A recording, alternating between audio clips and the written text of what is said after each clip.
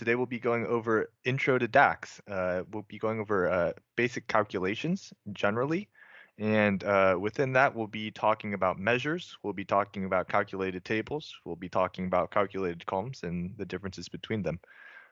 DAX stands for data analysis expressions. DAX equations are evaluated after data is imported, so after you load it, transform it and load it with Power Query, and before it's visualized, that's kind of when DAX operates.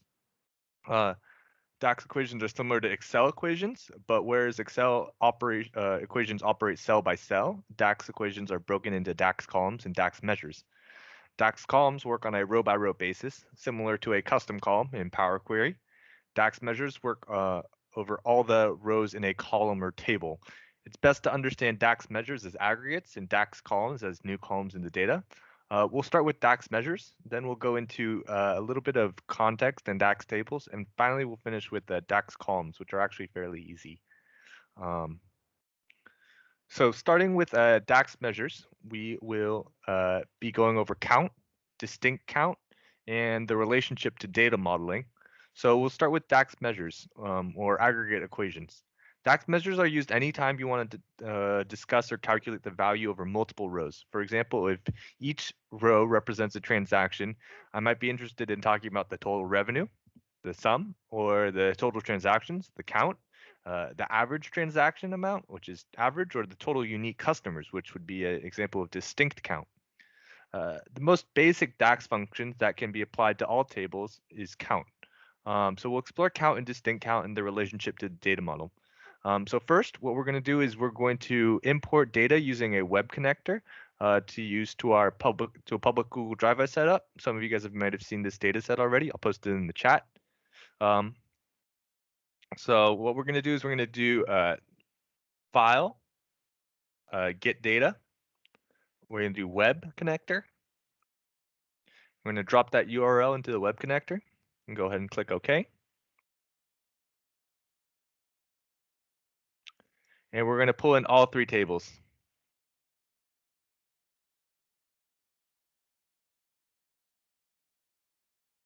Oop, having trouble clicking today.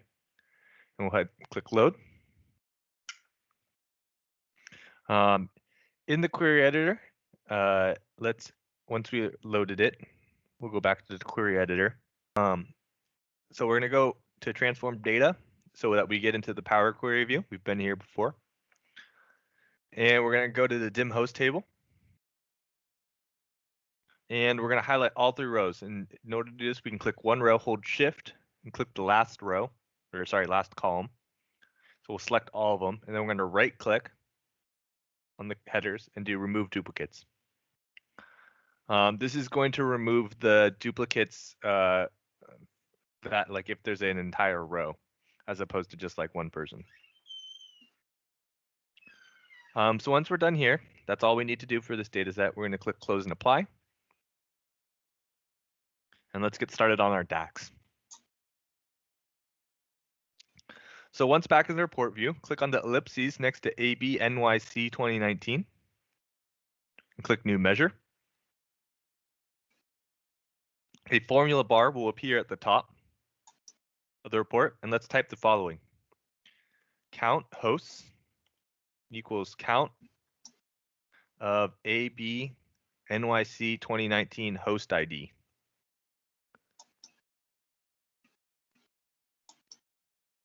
I'll leave that up there for a little bit. It's pretty simple. All we're doing is count, and we're referencing that host ID. We are counting the host IDs.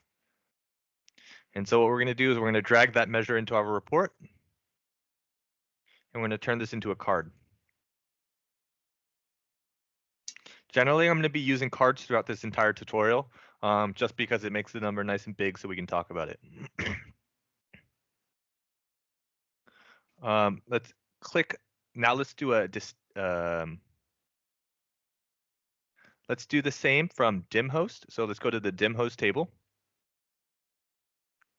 And in the toolbar, we can click on table tools, and then we can click on new measure. So this is another way to get there. And we're going to call this count hosts dim for counting the host IDs in the dimension. And it's going to be count, similar to what we did before. We're going to do dim host, and then host ID again.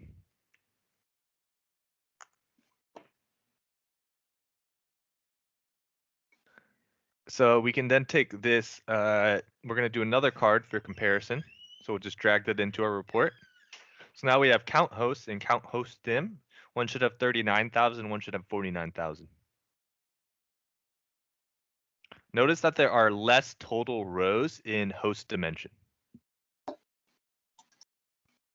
Now let's create some distinct counts. All right, so these are our counts. So we're going to create some distinct count measures. We'll start with the AB NYC 2019. We'll click on the table. We'll go to Table Tools, New Measure.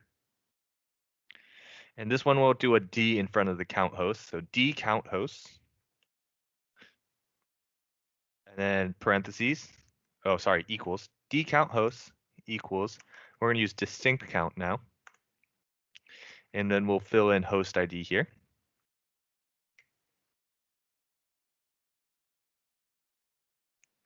Yeah, pretty simple so far. Bear with me. We're just going to start with the simple stuff. We'll get into the hard stuff. So we got that distinct count in, and let's drag that card in. Turn it into a card visual. We'll keep it, next to this one so we know they're in the same table. And then we're going to do the same thing down here for dim host. We'll do the 3 ellipses this time. Oop, I did new column, but we want new measure. You can just click out and it'll cancel it. 1 second.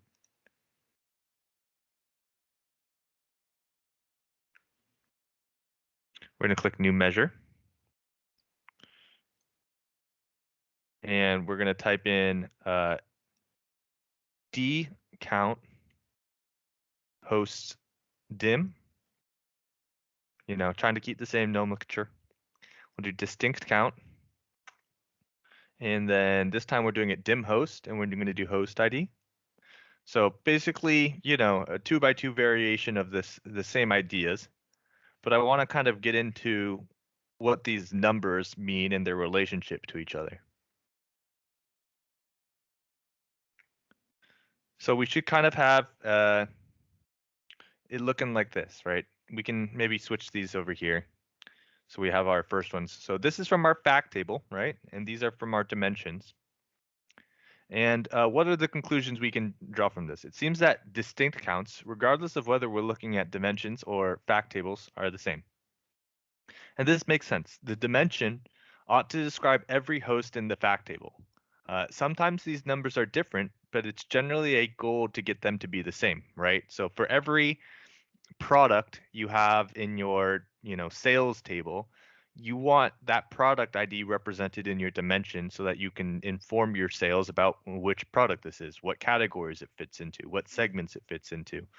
So it should be like, ideally your distinct count should be the same. Sometimes these numbers are different, but it's generally a goal to get them to be the same.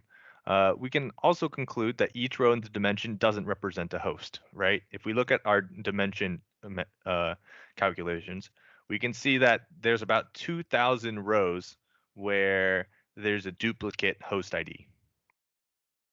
But rather, each row represents a host and their properties. Last, we can understand that there must be many duplicates in the fact table, right? At least for host ID. This is normal to be expected. So that just means, a host has multiple rooms or a host has multiple listings in our Airbnb table. So let's see how many rows per host there are in the fact table.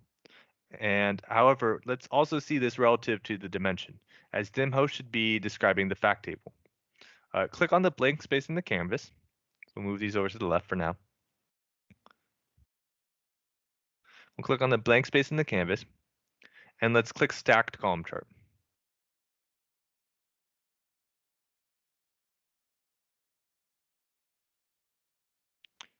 Let's drag host name from dim host into the axes, and we'll drag count host into the value. So I grabbed count, not count host dim, we want count hosts from the fact table. And your visual should look like this. So why are all the values the same? Surely each host doesn't have 40,000 rows. If we hover over the values, we can actually see that they're all almost 49,000, the total value of the host IDs from the fact table. So what's going on? Generally, whenever you see this pattern where all the values are the same and you're pulling from two different tables, it's because they don't have a relationship. Because there's no relationship between the tables, evaluated for each host name, the number of rows in the fact table are the same. So let's create a relationship between the two. We'll navigate to the relationship model view. And we'll create a relationship between host ID in ABNYC 2019 and host ID in dim host. Notice the warning in many-to-many relationship. So we're going to drag host ID, and we'll drag it to dim host. And we should get this with the warning of a many-to-many. This is represented by the star on each side of the relationship. So if I go ahead and click OK, we'll see there's a star on each side, which is that many-to-many. And this is to be expected, considering that for both hosts, there are more host ID rows than there are distinct host IDs, as we saw in our calculations. So we want a one-to-one or a one-to-many relationship with the dimensions informing the fact table. Granted, we want to keep dim host as it is. We could create a new dimension that informs both ABNYC 2019 and dim host. However, given that our business understanding of the data, we can understand that room type doesn't actually belong in the dim host dimension, but rather in the room dimension. Unfortunately, this was a mistake upstream, so I'll explain that in a second. And we would need to make a request to the DBA. But for now, let's correct the dim host dimension. So if we go to transform data, we click on the dim host table. We highlight the host ID column. And we click on the little down arrow, or sorry, we right click, and we're going to do remove duplicates after only highlighting the host ID column. And so this room type really should have been in dim room, right? As opposed to these neighborhoods. But we'll have to just, ignore that for now. So to an extent, if you really want, you can just remove this because it's not necessary. And we're going to hit close and apply.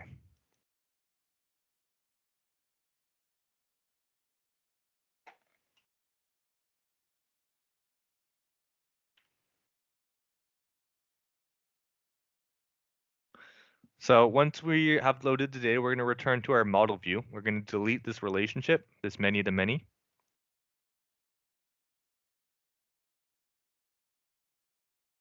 You can just highlight it, right click, and click delete. And now let's do it again. We can drag host ID to host ID. And now you notice we won't get that warning, and we'll get a many, the star to one relationship.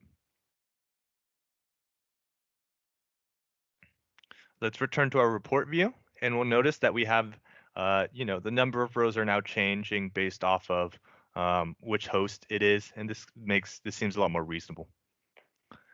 So now let's turn our attention to the other calculations, namely sum and average, and create the following measures in the ABNYC 2019 table. First, we're going to do total reviews. So the equation is total reviews. We're going to do equals sum of ABNYC number of reviews. That's it. Fairly simple. We'll go ahead and click enter. We have that total reviews. And let's create average reviews. So new measure. We're going to do average reviews.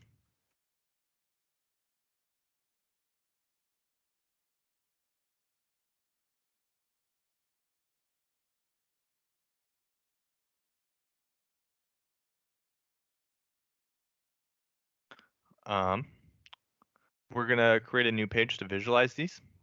The sum of reviews is simple. It simply adds all the values in number of views together based on the context of the visual. So if we drag in, let's say, our host ID or our host name, which really is host ID, right? And then we take in our total reviews. We can change this to a stacked or a clustered column chart. And you'll see it gets evaluated. The context is the host name. So for each host name, we get to see the total reviews. And now we can check out average reviews. Or sorry, let's just drag in the total reviews for a KPI here so we can see. The average reviews operates in a similar manner. It takes the sum and divides it by the amount of rows. We can prove this mathematically. So first we can just drag in average reviews here. We can do host name in our axes, right? But now we're going to do a calculation to kind of derive average reviews. We'll click on the three ellipses. We'll do new measure. We're going to call this average reviews calculation or average reviews calc. And we're going to type divide total reviews by count hosts.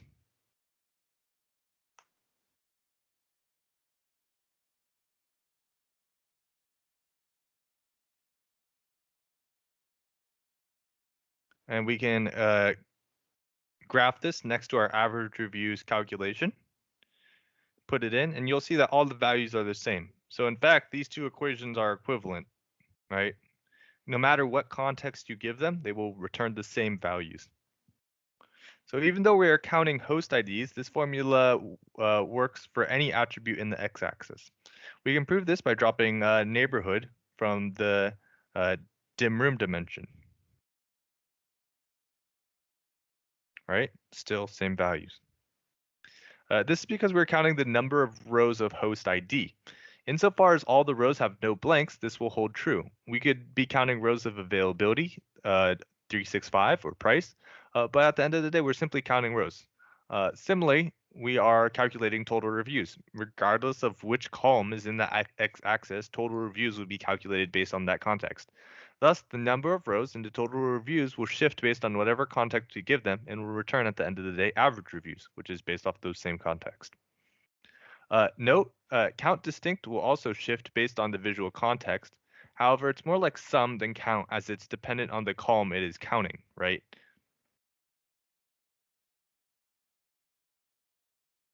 The last basic functions to understand are the max and min, first non-blank, and last non-blank. Max and min find the maximum or minimum values of a numeric column respectively. First non-blank and last non-blank are functions to find one value amongst a column or any data type, excluding blanks. It'll find the first or last value based on order. So let's try. Let's start with max price and min price. So we're going to go to our AB NYC 2019. We're going to do new measure. We're going to call it max price. We'll do maximum of AB NYC, and then we're going to look for price. An end parenthesis. Now when I'm going to do two functions, I like to sometimes just highlight the whole thing, do a Control C for copy, hit the three dots, do another new measure, paste it, and then I'll just switch the part that I want. I want to change that max to min, and again, I'm going to change this max to min, but I kind of want to keep everything else, so kind of a nice way to do your workflow if you know what you want to do. So I had a max price and a min price. It's just a max and a min on the price column, fairly easy. Let's graph these against neighborhood. So I'm going to take off the host name. I'll take off this average reviews and average reviews calc. And let's drop in the max price and the min price thing. And then maybe I want to, turn this over into a vertical.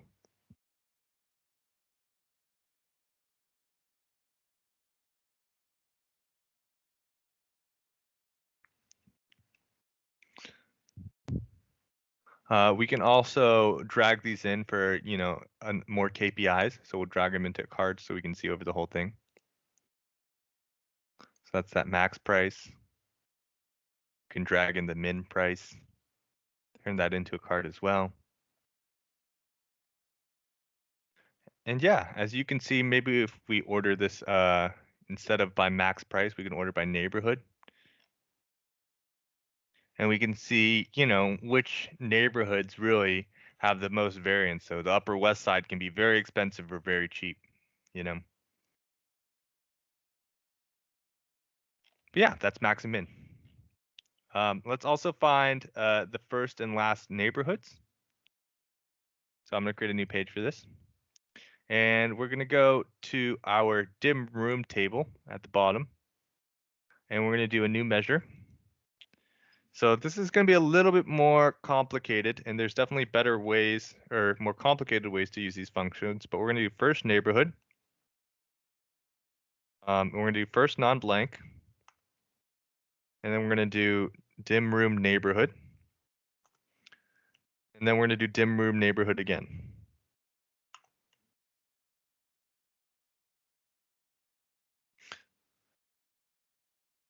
So these functions, you could do a column and then do a column expression here if you want, but I usually just use them to get the first or the last value, or rather to consolidate multiple values into one value because measures require a one value output.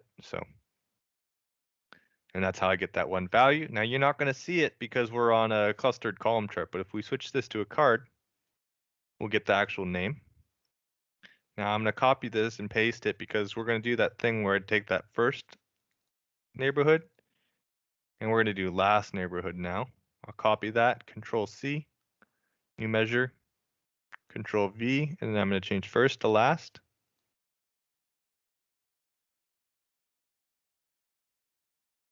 Oh.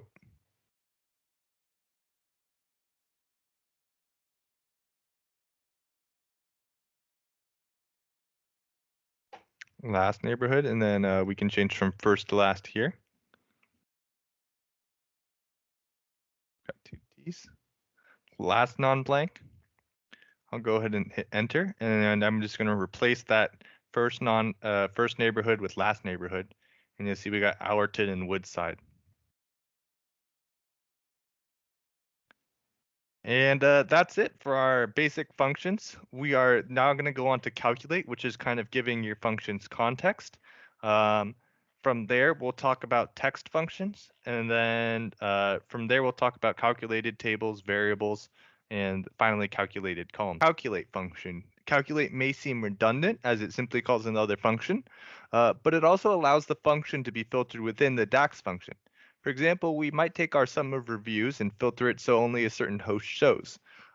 If we graph this in a bar chart, we could also accomplish this visual with visual level filters.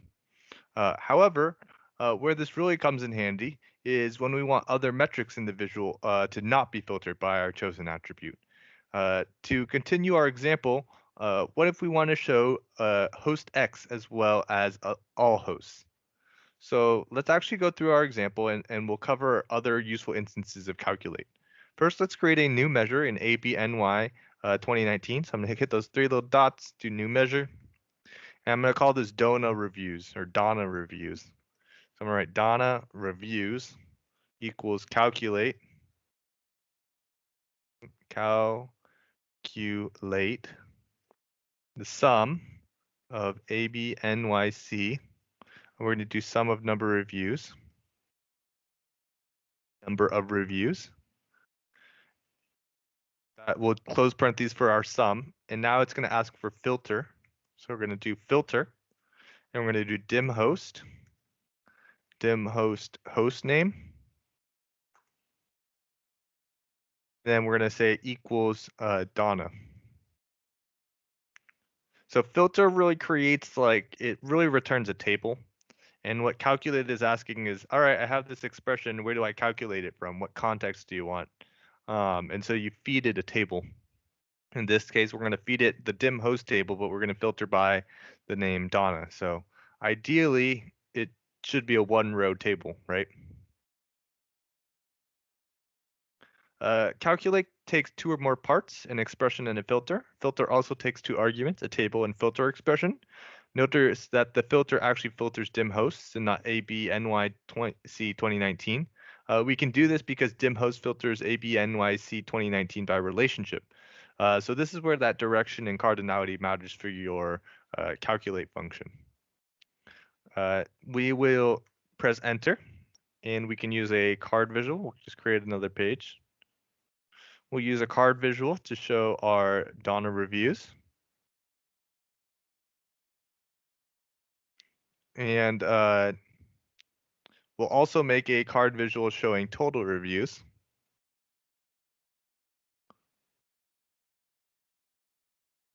In the total reviews visual, let's drop the dim host.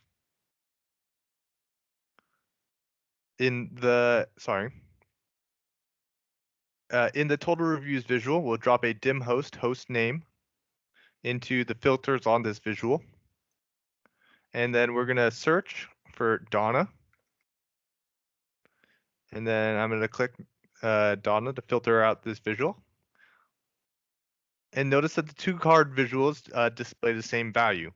And so this is kind of what I mean by like Dax might seem somewhat redundant. This method of solving for the same answer in multiple ways is useful for sanity checking your Dax development, but also show you, functionally why you want to know how to do it with Dax. All right, so let's move these to the top. And then let's add a clustered column chart to compare values. And let's use both Donna reviews and total reviews in there. So we'll drag it to the value section. We're going to want Donna reviews and total reviews. All right, obviously the total should be way larger than just Donna's.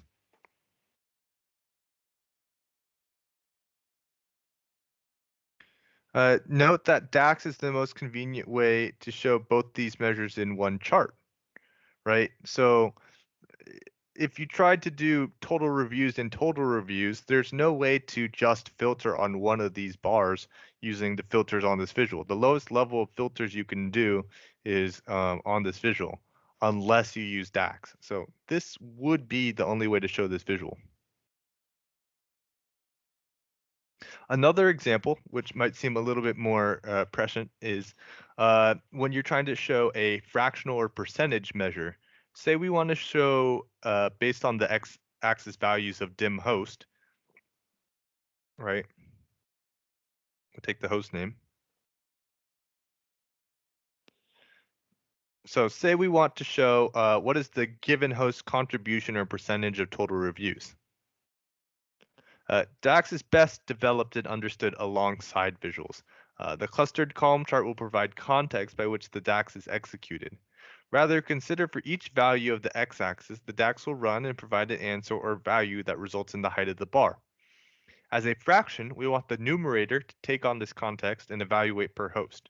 But for the denominator, we want it to ignore this context of host ID and evaluate for all hosts. We can use the following formula. So we're going to go to ABNYC 2019. We're going to do new measure. I'm going to call this one percent reviews. And it's going to be divide total reviews, comma,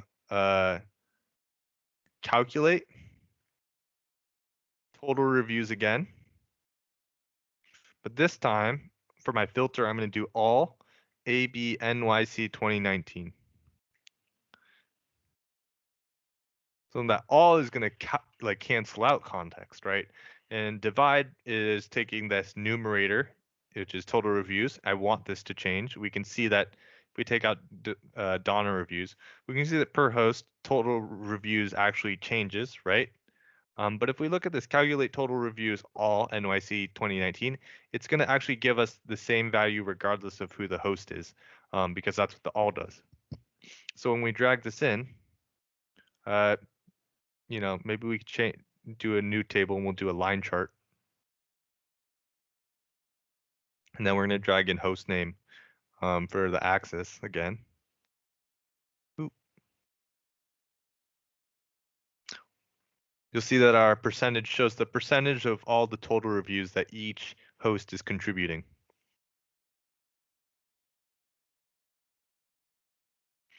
If you click Format button, we can also change. So from a decimal, we can change this. Sorry, if we want to click Format once we click if we click percent reviews, and then Format or Measure Tools, then we can change this to percent. So now we have it 1%. Total reviews, the numerator is what we already developed, and from our previous work, we know it evaluates for every value of x. Our denominator, calculate total reviews all NYC 2019, is the same equation, but the filter is like an anti-filter. It shows for all of the table, AB NYC 2019, regardless of any other context. To test this, let's add a 3.6 availability to the filter of this visual. Notice that the values still changed, but perhaps the values are far too short to make sense. So if we change out host name, and we do availability, generally our values are pretty small, right? Running around 0.08%. So let's split up our DAX to see a little more clearly. We can keep our total reviews, but let's write the denominator separately. We'll do new measure, and we'll call all reviews just kind of that same equation, but we'll separate it out. So calculate total reviews, right? But this time all NYC 2019.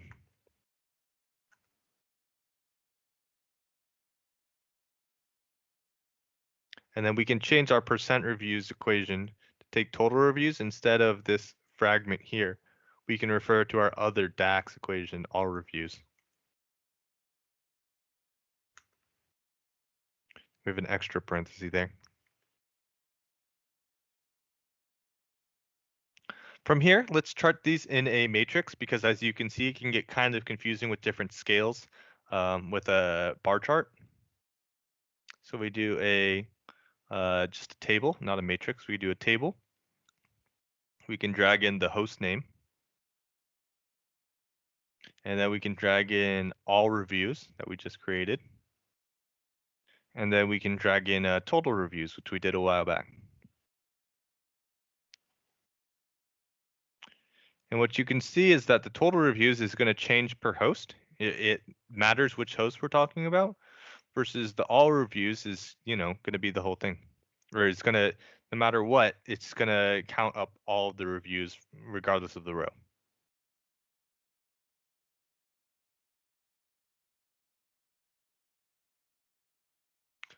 Similarly, if we drag into D365 availability to filters on this visual, and we go to, basic filtering,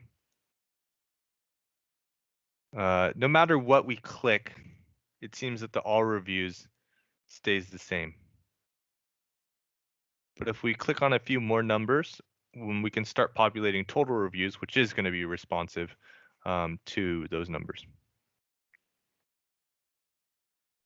The problem with our equation is that the numerator will respond to other filters, but the denominator won't, right?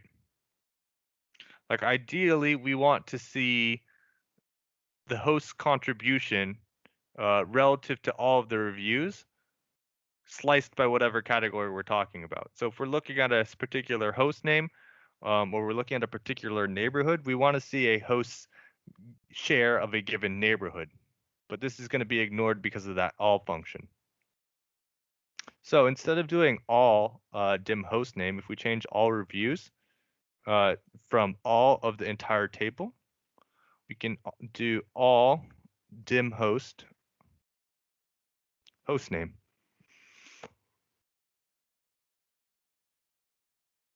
And now, if we select different availabilities, we'll see that this actually changes. And the only thing it's agnostic to is host name. But these values are actually changing now, right?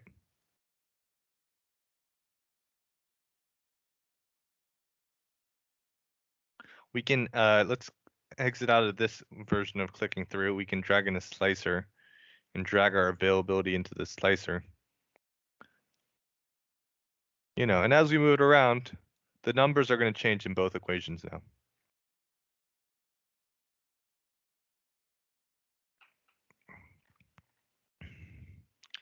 And that's it for the calculate section. We will be using it in a few other ways, as you'll see.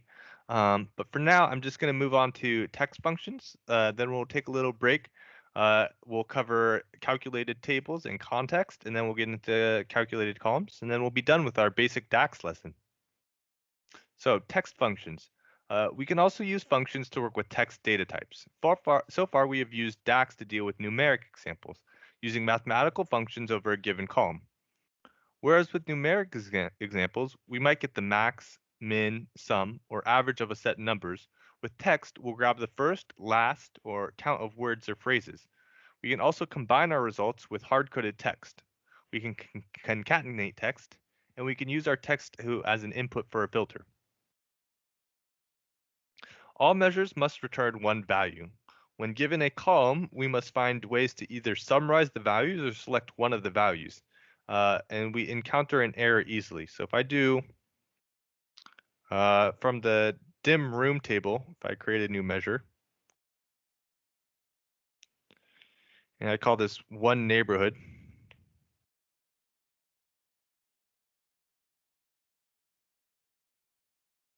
and I'm going to do values, dim room, neighborhood, and parenthesis. If I actually try to drag this in, let's create a new page. If I drag in one neighborhood, I'm going to get this error. If I click on to see details, it'll say calculation error in measure, dim room, one neighborhood. A table of multiple values was supplied where a single value was expected. However, if we add a filter on neighborhood, for example, click close. If we add a filter on this page or on this visual and we do neighborhood, and we select a particular neighborhood, just one, we'll notice that a value will actually show up because it's not competing with multiple values.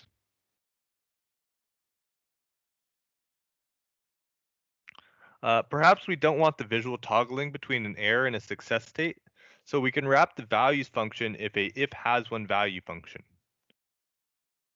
So if we go to one neighborhood, and what I'm going to do is I'm going to wrap this in an if statement. I'm going to say if it has one value, and I'm talking about dim neighborhood,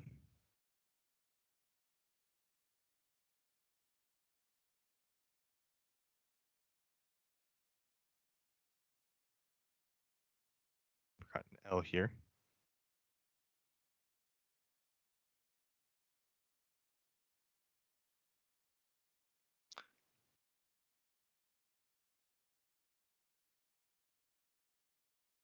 If has one value, dim room neighborhood. All right, there we go. Then I want to show the values of dim room neighborhood. So if it has one value, like my filter, we can show the values of dim room neighborhood. However, if it doesn't, then let's show blank. We'll do blank and parentheses. So because we don't have one selected and multiple values are coming through, it's going to show blank, right? But as soon as we pick one neighborhood, it'll show us that neighborhood. If we click more than one neighborhood, we're going to get blank. And that works with our logic. Colloquially, if dim room neighborhood based on all available context has one distinct value, then show me that value, else show me blank. Another way of achieving something similar is to use first non-blank or last non-blank. If more than one value is selected, and instead of showing blank, the DAX will return the first or last value respectively. The order is determined by the order of the columns by which it can be attached to an index. However, the main point of this is to show the selected value. If there's one value selected, it is both the first and the last value, so either function works. So for in dim room neighborhood, we're going to do a first non-blank on neighborhood and a last non-blank on neighborhood.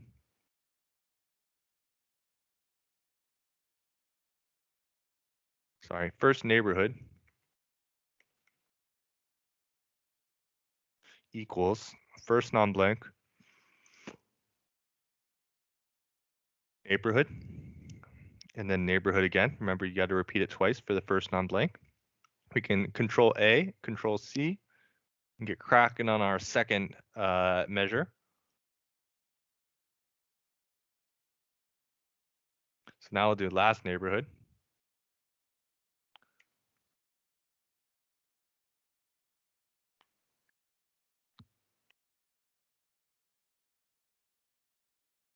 And go ahead and hit enter. let's delete this card. And if we grab in our first neighborhood, turn it into a card, and do the last neighborhood,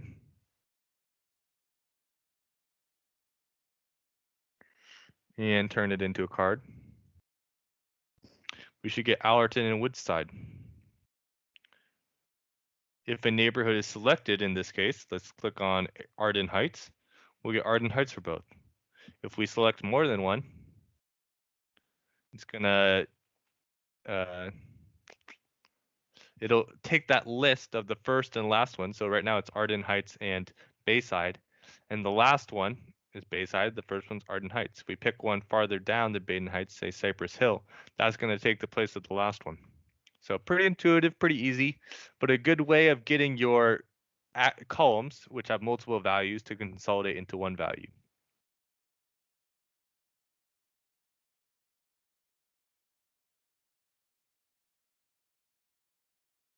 We can also use this technique of selecting one text value as a filter criteria. For example, if we wanted to provide a search page where one could look up a host and see all information regarding the host, we could use FirstNonBlank not only to show one value, but also to filter by the given host even without relationships. So we'll start by removing all relationships to dim host.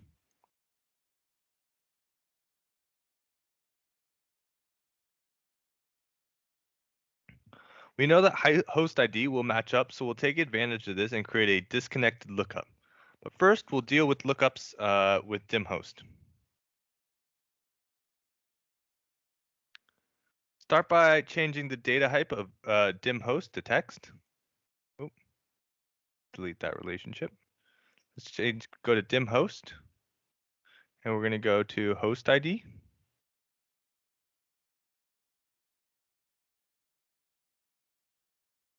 And let's change this to data type text.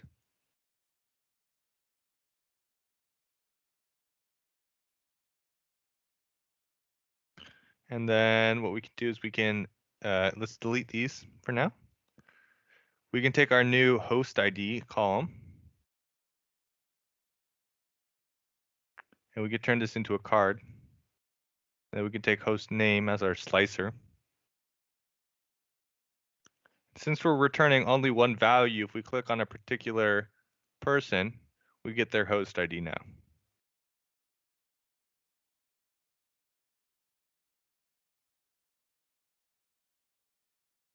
We can see that only one host ID shows up based on slicer selection.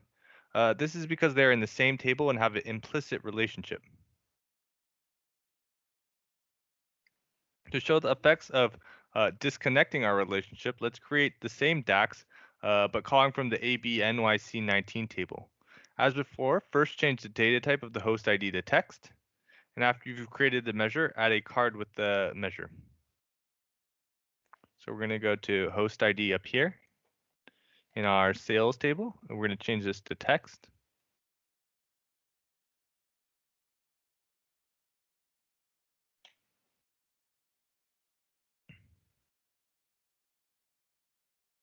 After, and then let's create a measure called host ID fact. So I'll go for ABNYC 2020 or 2019. We'll do new measure.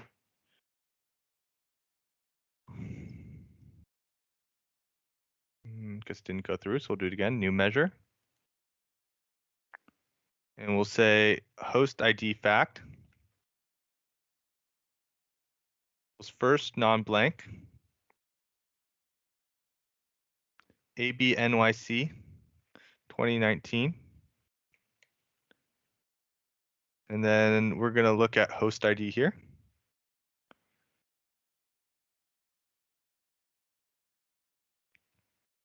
Again, we have to do it twice for the first non-blank. And then we're going to filter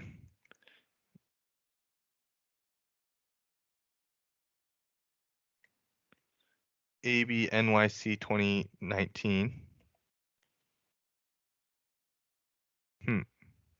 I think we're missing.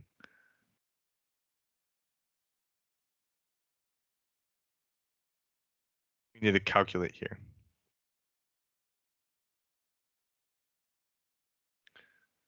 So once we add the filter in for AB NYC 2019,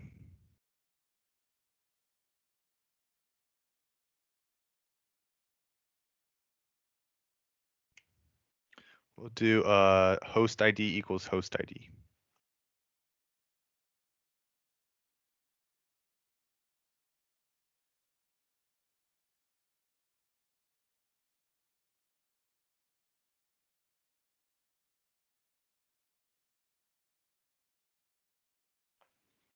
Now, if we pick a given host name,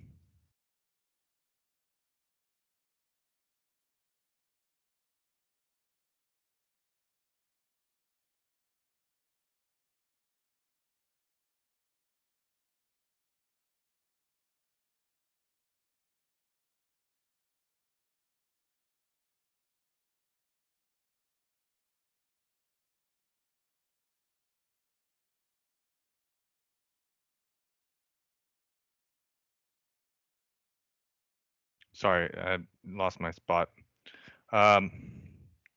If we just grab the host ID from our dim host table, and we just do a new quick measure, and we do let's just do host ID equals FirstNonBlank host ID dim host ID dim host. And we compare these two.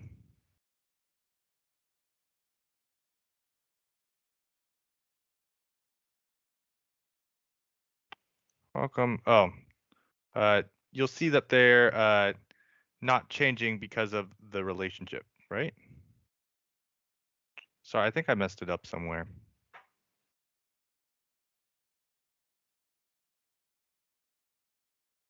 I think what we want to do is in our host ID fact table, instead of calling itself, we want this to see our host ID measure from the dim host. So we see that our dim host changes with our selection.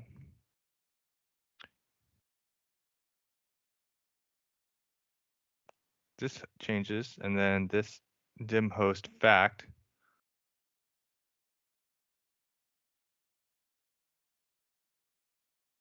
should pick up the host ID.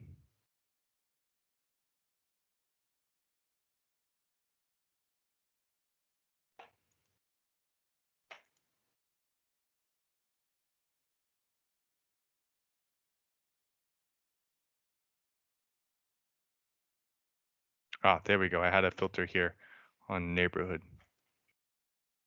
So now you'll see, even though we got rid of our relationship, we can get the measure from our fact table to react to a selection in our dimension, just using a lookup. Sorry about that. This is a little redundant in terms of its actual use value, but this technique sets us up to show other metrics by dim host without having a model relationship. So let's try our average reviews DAX. So we can do an average reviews lookup in our fact table. So here we'll do new measure.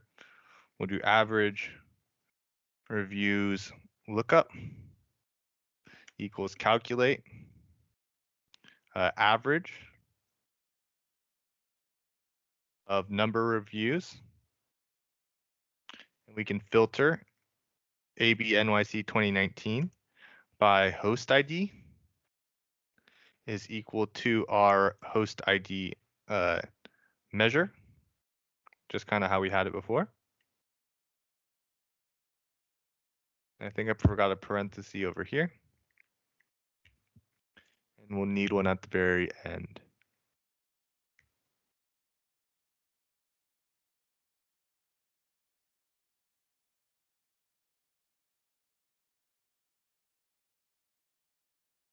And then we can throw this into a visual in a clustered column chart. We can take our average reviews lookup in the values. We can take our average reviews, average reviews calculation, and average reviews lookup. We'll put the lookup first. And then we can do it by host name.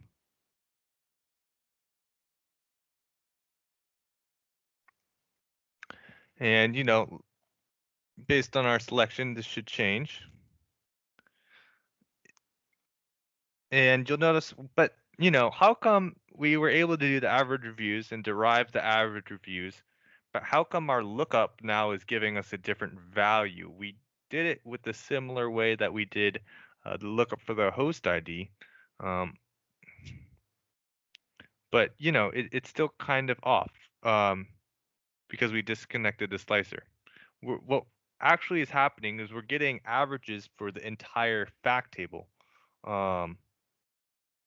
as opposed to, just able, right?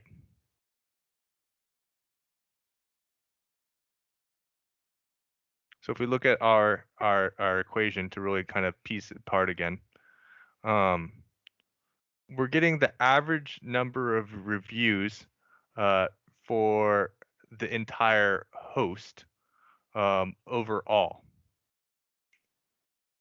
right? So this is like their entire reviews altogether, as opposed to, it doesn't take into account the number of rows per that fact table. It takes into account that one person. So if we were to reinstate this relationship, this host ID here, those values will even out.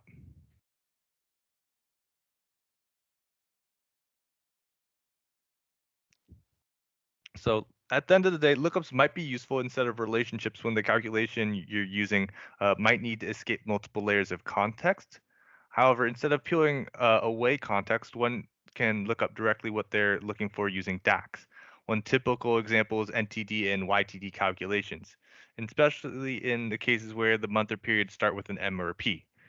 This way of setting up calculations will also allow users to show calculations that require some context in the visuals without being limited by that same context. So in the MTD YTD situation, you need to show the amount of sales up to a certain point. And if you have it with like a date axis on the bottom, you do need to kind of take into account what is showing and what's happening in the visual. But at the same time, if you were to build a relationship, your YTD calculation would break because you would only get sales in that month. You would not get like the YTD sales, so all the sales before that month. So this is a good use case where you want to use a disconnected, you want to get rid of the relationship and have your lookups be based off of the visual. So I hope that makes sense. It can be a little confusing, but that's kind of why I'm trying to go around it. And I'll answer any questions around this in a second. So another text-based DAX that we to know is concatenate. Concatenate allows for the combining of two texts. This is similar to using the AND. So we can just use our first neighborhood and last neighborhood equations for this. So we go to our dim room, we go to new measure, and we go concat example. We can go to concatenate, first neighborhood, and then comma last neighborhood, in parentheses. And we can show our concat example. Turn this into a card for text. So similarly, we can write this instead of using, I'm going to do this concat with and. I'll just highlight the whole thing. Instead of using the concat function, we can use an and symbol.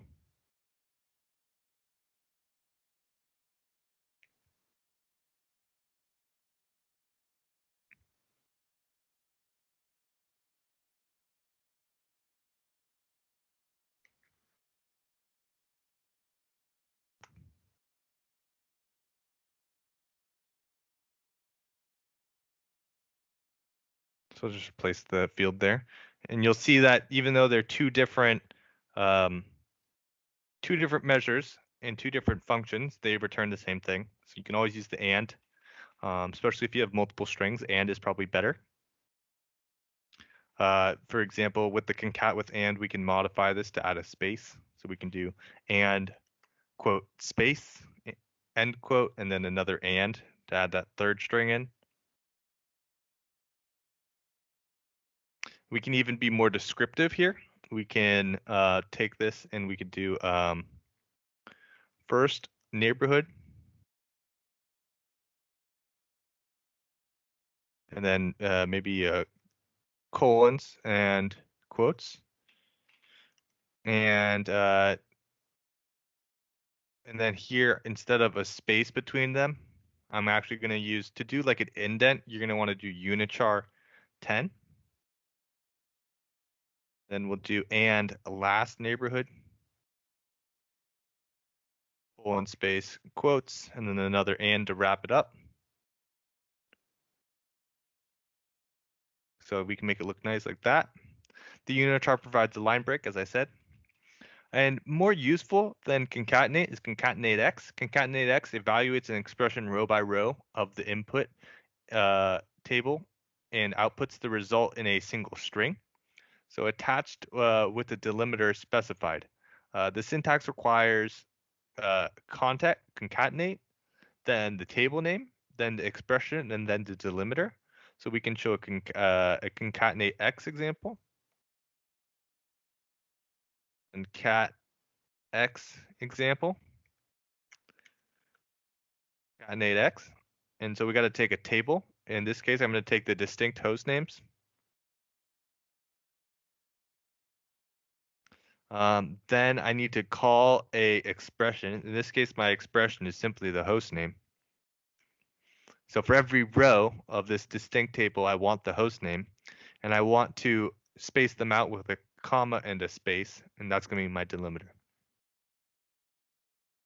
So if we take this concat example, concat x example, now we only have one selected, which is able, but if we deselect it, it actually starts concatenating every single value that we select. So we could do Abdul, we can add in Abe, we can add in a beer, and you'll see that it starts concatenating them with a comma in between. And that's what we asked for.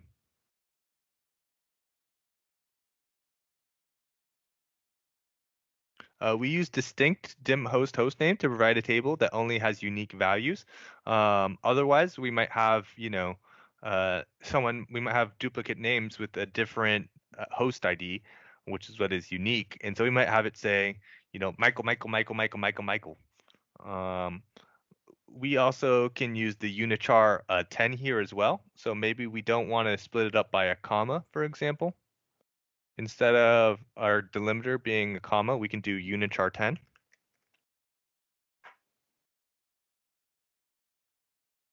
And you'll see now we're really splitting up in indentations. The last basic text functions to know are left and right. The equivalent of Power Query is text.start and text.end. The syntax of left is text and then the number of characters, and for right it's text and then the number of characters. Usually these functions are used with Dax calculated columns, which we'll go over in the end. But for now, we'll use them with our measures for familiarity. So let's just get rid of this big visual. And now I'm going to take, let's go back to our neighborhoods. And I'll just simply do first letter of neighborhood.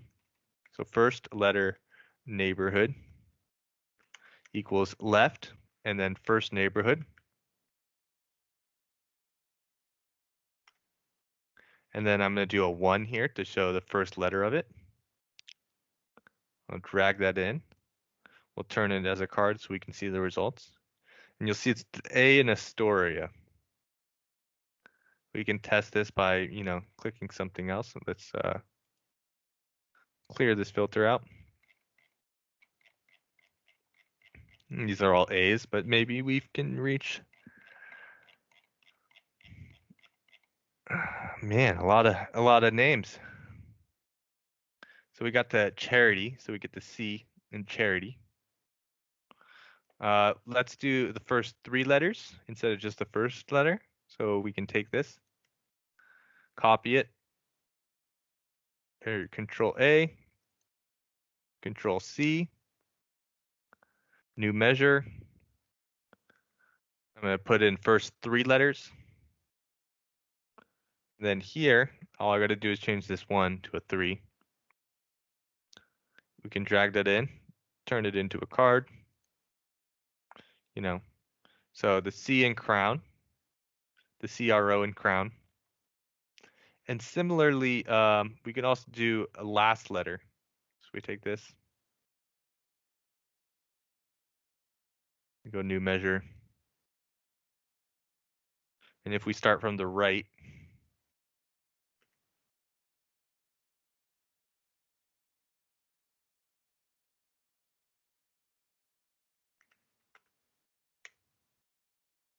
and I'm just going to replace this visual. So we drop it in here. So the first 3 letters, we do right 3 letters, and we get the HTS from Crown Heights. And that's it for text functions.